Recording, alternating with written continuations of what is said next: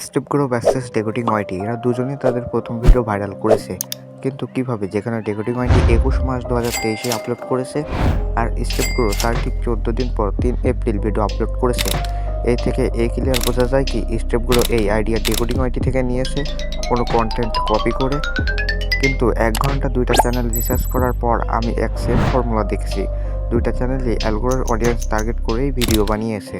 এটা থেকে এইটা প্রুফ হয় না এই 2টা চ্যানেলই প্রথম ভিডিওতে কিভাবে এত ভিউজ আসে। কারণ কোনো ইউটিউবার কোনো ফেমাস ইউটিউবারের ওপর ভিডিও বানাতে পারে কিন্তু তাদের প্রথম ভিডিওতে এত ভিউজ আসে না।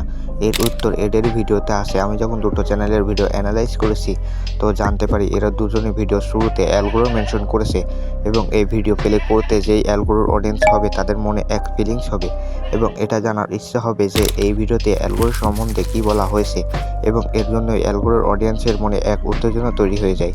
কিন্তু এখনও সব ডাউট ক্লিয়ার হয়নি। এই দুটো চ্যানেলকে আরও কিছু কমেন্টগুলোকে পড়ে বুঝতে পারলাম এই ভিডিওর ভয়েস এবং এডিটিং থেকে আরও অ্যাট্রাক্ট হয়ে যায় অডিয়েন্স। আরও কোনো না কোনো জায়গায় এদের কন্টেন্ট কোয়ালিটির সাথে টপিকও খুব ভালো হয় আর এর জন্যই এই দুই চ্যানেল ট্রাফিক এত বেশি আসে, যার জন্য এদের খুব তাড়াতাড়ি মনিটাইজেশন পেয়ে যায়।